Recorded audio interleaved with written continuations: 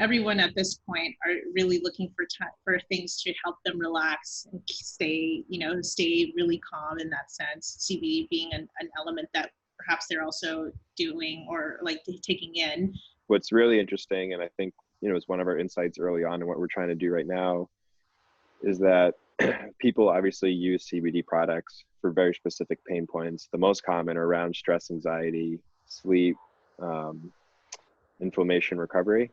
And so what we've done, knowing that and realizing that and understanding some of the consumers and their behaviors and the things that they're looking for, is that we've started to create specific products. So we're combining CBD with other unique stacks of ingredients. So whether it be adaptogens or minerals or vitamins and things like that. So our dream product, for example, combines CBD with magnesium, L-theanine, a little bit of melatonin, and reishi mushroom.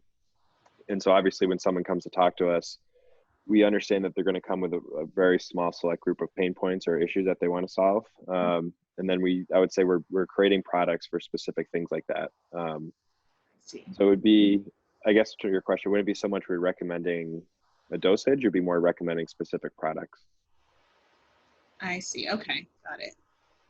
And so too, on your side, but what about with Summer Fridays? What are you guys tackling with your audience for self-care? For us, it's like a feeling that you get from the self-care every time you use our jet lag mask, and you instantly feel your skin is like plump, moisturized, juicy. You just feel happy. So with everything that we create, or with like the girl that uses Summer Fridays, we want it to be like an instant happy feeling. Our overtime mask, our lip butter balm, everything is just like, it brings you like an emotion and a feeling. It's like super simple, happy. Yeah.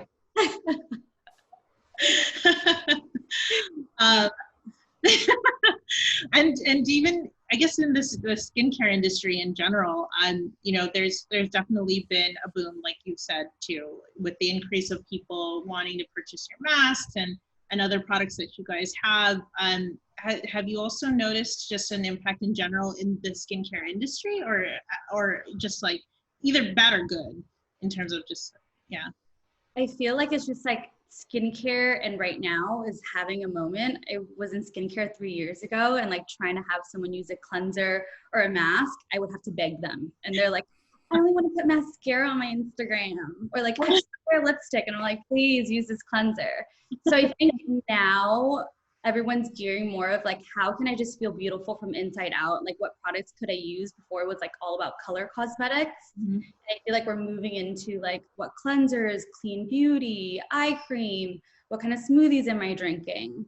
So I think, it's a good time for us to educate on Summer Fridays. Yeah, no, I think so too. I think everyone's looking to find a way to reward themselves or just give themselves some type of extra love right now. But that's definitely good to know too. For you, Haesue, what's some advice that you could actually provide for someone that's, one looking for help, or even just like thinking, or if they're even like thinking about seeking therapy at this point?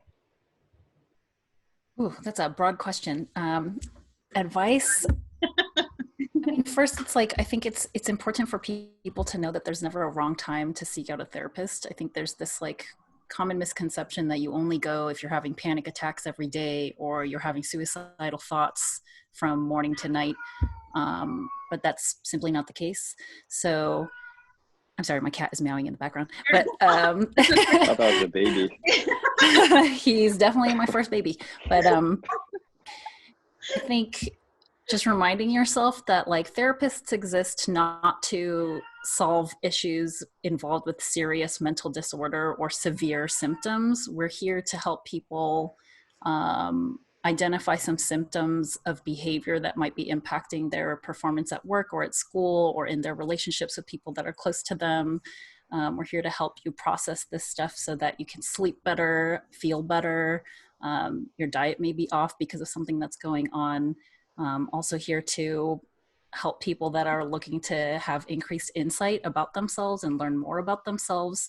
I think it's pretty challenging to navigate this modern world without being pretty sure of who you are and having a good sense of self-worth and just sense of self, period. And I think it's also very easy not to have a strong sense of self when we're constantly bombarded with so much stimulation through social media and comparing ourselves to other people and seeing people's snapshots of a perfect life and like coming to these conclusions that something must be wrong with you because your life isn't as good as this curated account's visibility. So that's one thing, is that there's never a wrong time. You can always consider looking for a therapist. I think right now, however, the reality is that it is kind of hard to find a therapist. Like all the ones that were operating out of their own offices, from clinics, hospitals, all that stuff, most of that is off limits at the moment. So it's a little bit more challenging than it was before. And it wasn't super easy before either. For those of you that have gone therapist shopping, it can be challenging to find someone that you feel comfortable with, somebody that you feel good about in terms of being confident in their experience, their expertise, and how they can meet you where you are so that you can work towards your goals together. So right now, I think exercising a little bit of patience and understanding that everybody's adjusting to this new normal, including therapists who are just people too, and trying to figure out how to make this all work. I've been in the online counseling space for a few years, but there are now therapists that are doing this for the first time in the past couple of weeks, trying to figure out how to set up the Zoom thing, trying to figure out how to secure a private space in their home if they live together to maintain confidentiality for their clients. So there's just like a lot of considerations that haven't come up before.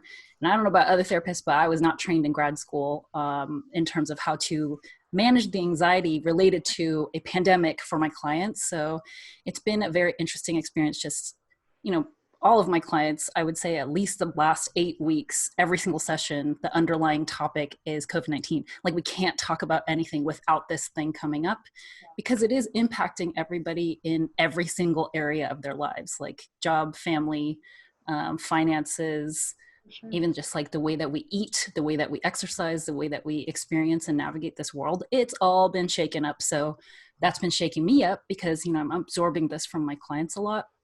So if you're feeling like any of the things that I just said, the advice would be to consider looking to talk to someone. And even if that's not a professional, I think it's really important to reach out to other people and maintain a sense of community with others, because you are not alone. You're just physically alone.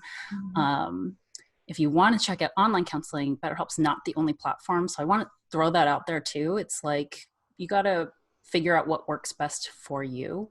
And whether that's through online counseling or that's through a life coach or just friends, family, even teachers, mentors in the past that you used to talk to, really good to reach out, stay connected, rekindle things that may have been lost because of the busyness of life beforehand.